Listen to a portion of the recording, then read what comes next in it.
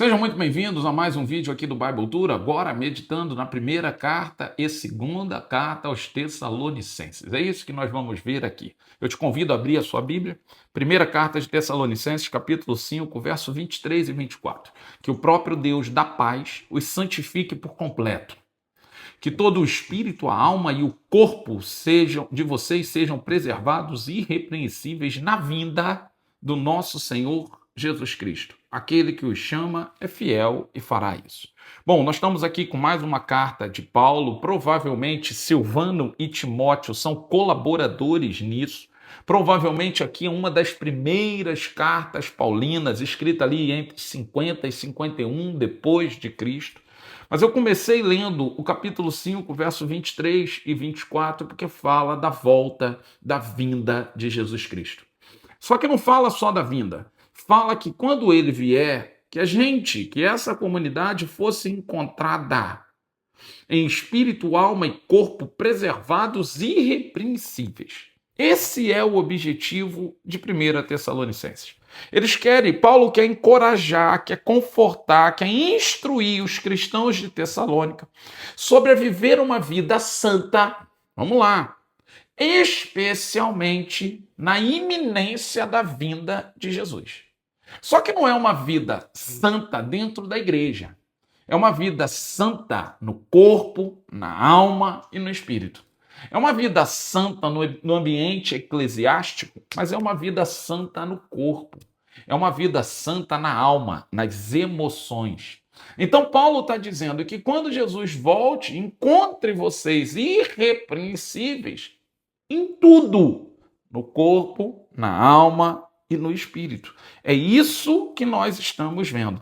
Nós vemos isso no capítulo 5, verso 23 e 24, mas também podemos ver isso no capítulo 4, verso 13 e 14. Irmãos, não queremos que vocês sejam ignorantes quanto aos que dormem, para que não se entristeçam como os outros que não têm esperança. Se cremos que Jesus morreu e ressurgiu, cremos também que Deus, por meio de Jesus, trará com ele aqueles que nele dormiam. Conforme a palavra do Senhor, dizemos a vocês que nós, os que estivermos vivos, os que ficarmos até a vinda do Senhor, certamente não precederemos os que dormem, porque dada a ordem com voz do arcanjo, está falando da vinda de Jesus. Está falando que esse Jesus vai voltar, vai levar os que estão mortos aos céus, vai nos levar aos céus. Observa que no capítulo 4 ele está falando da vinda de Jesus. No capítulo 5 ele está deixando claro que quando ele vier a gente precisa ser encontrado pronto, preparado, irrepreensível. O que eu vejo aqui, a teologia de 1 Tessalonicenses enfatiza essa esperança na volta de Jesus. Vamos lá, como eu disse, isso provavelmente foi escrito entre 50 e 51 depois de Cristo. Jesus morreu em 33, 34. Esse povo já está esperando há mais de uma década. Agora Paulo está ensinando a eles, está demorando, mas isso não nos dá o direito de negociar. O tempo vai testar a nossa resistência, o tempo vai testar o quanto efetivamente queremos aquilo que dizemos querer. É isso que Paulo está dizendo. Agora, a gente tem que estar atento porque o nosso corpo, a nossa alma, o nosso espírito tem que ser encontrado irrepreensível. Capítulo 4, verso 13 até o 18, ele vai voltar e ele vai recolher os seus. Capítulo 5, verso 23 e 24, é dever nosso manter isso irrepreensível. O quê? A santificação e a pureza moral.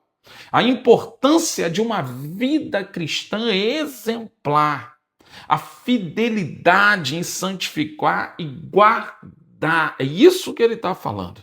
Então, o texto de 1 Tessalonicenses aponta para Cristo como Senhor ressuscitado que volta para buscar a sua igreja.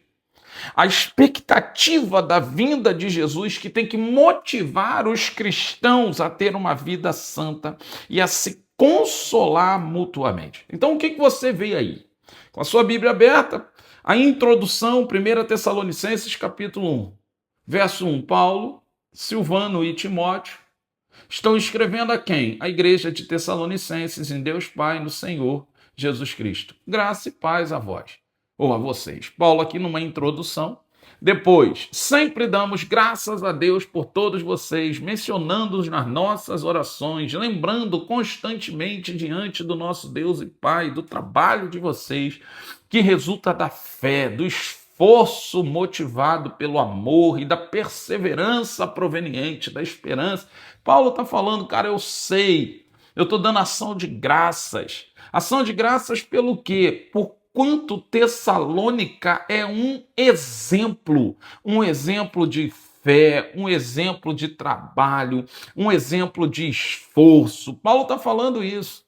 Mas observe, ele começa falando de uma igreja que é um exemplo, mas ele caminha fechando e dizendo que essa igreja precisa estar atenta para se manter irrepreensível. Me parece que Paulo está alinhado o quê? Vigiai e orai. Hoje pode estar tudo certo, mas eu não sei se vai ser assim sempre. Então a gente tem que ter uma vigilância.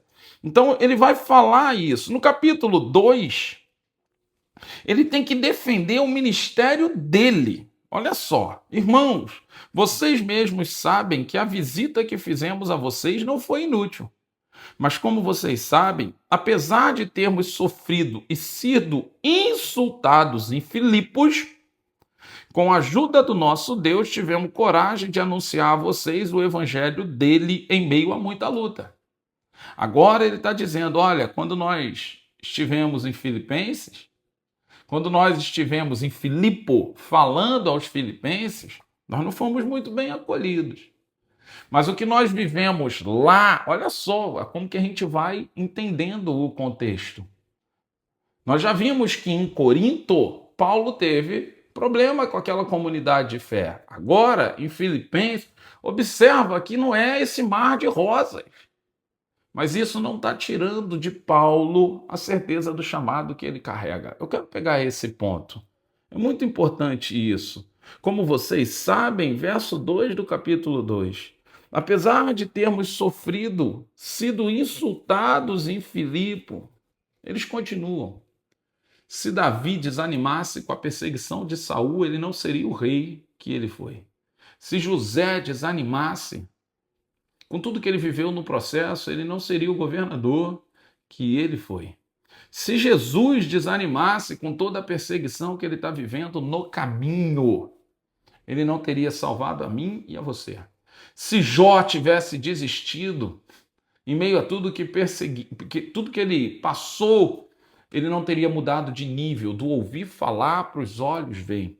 Muitas vezes o crente tem mania de dizer que se as coisas não estão dando certo, é porque elas não são de Deus. Paulo está mostrando para a gente, como José mostrou, como Davi mostrou, como Jó mostrou, que isso não é uma certeza, uma verdade. As coisas, às vezes, podem não estar dando certo aos nossos olhos, mas estão caminhando para onde Deus quer que caminhe. Então, ele vai dizer no verso 4, pelo contrário, falamos como homens a quem Deus aprovou, confiou. Vamos lá, verso 7, embora como apóstolo de Cristo pudéssemos ter sido um peso, fomos bondosos quando estávamos entre vocês, como a mãe que cuida dos próprios filhos, sentindo assim tanta afeição. Ele está falando do próprio ministério, ele está defendendo o próprio ministério, ele vai entrar ali do verso 17 até o verso 20, deixando claro que quer rever o pessoal de Tessalonicenses. É isso que ele quer deixar claro. Então, ele deixa claro o ministério, ele defende o ministério dele. No capítulo 3, ele vai começar a fazer exortação sobre a santidade. Então, capítulo 3, uma vez que não podemos mais suportar, achamos por bem permanecer sozinhos em Atenas, mas enviamos Timóteo, nosso irmão, cooperador de Deus no Evangelho de Cristo, para fortalecê-los e encorajá-los na fé, a fim de que ninguém seja abalado por essas tribulações. Vocês sabem muito bem que fomos designados para isso. Então agora ele está dizendo o seguinte: eu estou enviando Timóteo vai continuar o que eu comecei, que vocês não desanimem. É isso que ele está dizendo. No capítulo 4, vivam a vida que agrada a Deus. A vontade, capítulo 4, verso 3, a vontade de Deus é que sejam santificados e que se abstenham da imoralidade sexual, cada um saiba controlar o seu próprio corpo de maneira santa e honrosa, não dominado pela paixão dos desejos desenfreados. Então agora ele está falando de novo da vida que agrada a Deus. Por quê? Porque a vinda do Senhor está próximo, 4:13. Por quê? O dia do Senhor está próximo, capítulo 5. É isso que ele está dizendo. O que é o resumo da primeira carta aos Tessalonicenses? Jesus está voltando. Agora, a pergunta que não quer calar já estava nos evangelhos. Quando ele voltar, o que ele vai encontrar? Corpo, alma e espírito, todo o corpo, toda a alma, todo o espírito precisam ser encontrados irrepreensíveis. Observa que ele está na 1 Tessalonicenses, capítulo 1, fazendo uma introdução e dando ação de graça. Capítulo 2, defendendo o próprio ministério, porque nem todo mundo está acolhendo o ministério dele como deveria. Capítulo 3 e 4, vida prática de santidade. Capítulo 4, 5, Jesus vai voltar. Então tem que mudar agora, porque Jesus vai voltar. Ele escreve a segunda carta aos Tessalonicenses. Mais uma vez, o que ele vai fazer? Correções sobre o retorno de Cristo. Então, na segunda Tessalonicenses, ele vai corrigir mal entendidos sobre a segunda vinda de Cristo e exortar os cristãos a perseverar na fé e no trabalho, mesmo em meio à perseguição. Paulo vai dar instruções para corrigir equívocos de entendimento. Então, vamos lá. Segunda Tessalonicenses, vamos dar uma olhadinha.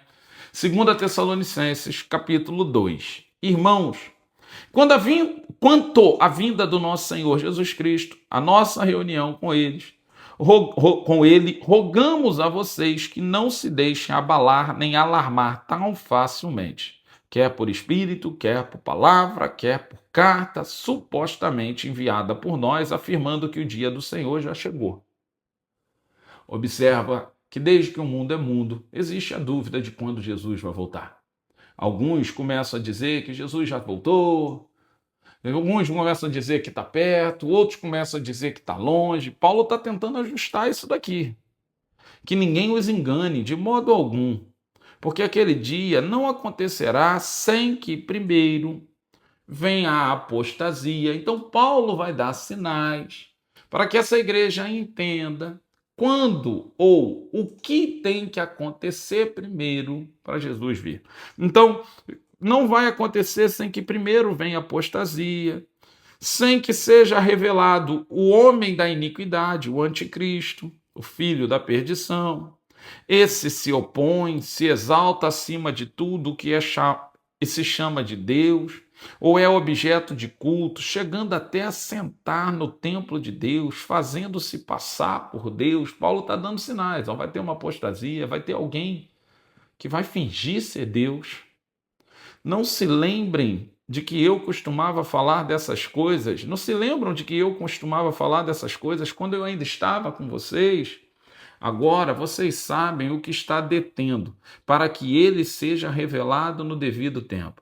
A verdade é que o mistério da iniquidade já está em atuação, faltando apenas ser afastado aquele que agora o detém. Então, será revelado o iníquo, a quem o Senhor Jesus matará com o sopro da sua boca e destruirá pela manifestação da sua vinda. A vinda desse iníquo. Olha só. Então, o Tessalonicenses, segunda carta aos Tessalonicenses, em especial o capítulo 2, ele está falando dessa vinda de Jesus e está dando pistas de quando isso vai acontecer, está dando pistas do que vai acontecer antes. Aqui me parece que nós temos uma escatologia, uma descrição dos acontecimentos dos últimos tempos. Escatologia, o estudo teológico dos acontecimentos dos últimos tempos. Me parece que aqui tem uma instrução apocalíptica. O que vai acontecer para a revelação de Jesus? É isso que está acontecendo aqui, a segunda vinda de Jesus. Então ele entra em segundo, primeiro ele corrige esse cenário ele dá uma instrução escatológica sobre os acontecimentos dos fins dos tempos, e depois ele vai, no capítulo 3, fazer algumas. Primeiro, no finalzinho do 2, ele faz uma exortação para manter a esperança, a perseverança. Ele fala dessas coisas que deixam a gente tenso, preocupado, mas no finalzinho do 13, capítulo 2, verso 13 em diante, mantém a perseverança. Capítulo 3, aí ele vai dizer: finalmente, irmãos, orem por nós, para que a palavra do Senhor se propague rapidamente, receba a honra merecida que aconteceu entre vocês. Orem também para que sejam libertos dos homens perversos e maus, pois a fé não é de todos. Capítulo 3, verso 6. Em nome do Senhor Jesus Cristo, ordenamos que se afastem de todo irmão que vive desregradamente, não conforme o ensino que vocês receberam de nós, pois vocês mesmos sabem como devem seguir o nosso exemplo, porque não vivemos desregradamente quando estivemos entre vocês, nem comemos alguma coisa a custo de ninguém. Ao contrário, trabalhamos arduamente com fadiga dia e noite para não sermos pesados a nenhum de vocês. Não porque não tivéssemos tal direito, mas para que nos tornássemos um modelo a ser imitado. Quando ainda estávamos com vocês, ordenamos: se alguém não quiser trabalhar, também não coma. Ou seja, Paulo está falando, olha só como que é lindo. Paulo está falando sobre a vinda de Jesus, mas está preocupado com o que está acontecendo naquele dia a dia. Uma comunidade de fé que me parece ter aproveitadores. Uma comunidade de fé que me parece ter pessoas que não gostam de trabalho. Então Paulo está dizendo: olha, gente, quando eu estive com vocês, eu não fui pesado a ninguém, não, eu trabalhava. Não que eu não merecesse, como nós já vimos em Corinto, né? Quando ele escreve aos Coríntios, ele deixando claro que o trabalhador é merecedor do seu salário. Então, se ele vivia do ministério, ele poderia receber do ministério. Ele não fez uso disso, nós já vimos isso lá nas cartas aos Coríntios, mas ele está dizendo: eu não fui pesado para vocês. Por quê? Porque Paulo vê um trabalho não só como algo para realização pessoal. Ele vê também o trabalho como uma responsabilidade coletiva. Se um não trabalha, alguém tem que trabalhar dobrado. Então Paulo está combatendo aqui a preguiça, a ociosidade. Jesus vai voltar, mas vamos embora, tem que trabalhar. E se não quer trabalhar, também não coma. Olha só a carta. Paulo está tratando de problemas específicos daquela igreja, mas dando instruções específicas para hoje. Sabe? Pessoas que hoje, igrejas que hoje ainda confundem, né, o assistencialismo com paternalismo. Eu ajudo, eu dou a assistência, mas não torno essa assistência no paternalismo. Paulo está ensinando isso aqui. Então, nós vimos aí 1 Tessalonicenses deixando claro que Jesus vai voltar, o desafio de quando ele voltar nos encontrar irrepreensíveis. Nós estamos vendo aqui a 2 Tessalonicenses, Paulo corrigindo alguns entendimentos errados sobre essa vinda de Jesus, Paulo fazendo uma instrução escatológica, sabe? É isso que ele está fazendo aqui, mantendo a esperança de que Jesus vai voltar, mas chamando a atenção para a gente não se enganar, porque vem um anticristo que vai fingir ser ele, tá? Ele está deixando claro aqui uma palavra de persistência, uma exortação à ociosidade, parar de se encostar, parar de não querer trabalhar. É isso que a gente está vendo em 1 e 2 Tessalonicenses. Cartas menorzinhas, um conteúdo mais direcionado, mais específico, mas com certeza muito aplicado também aos nossos dias.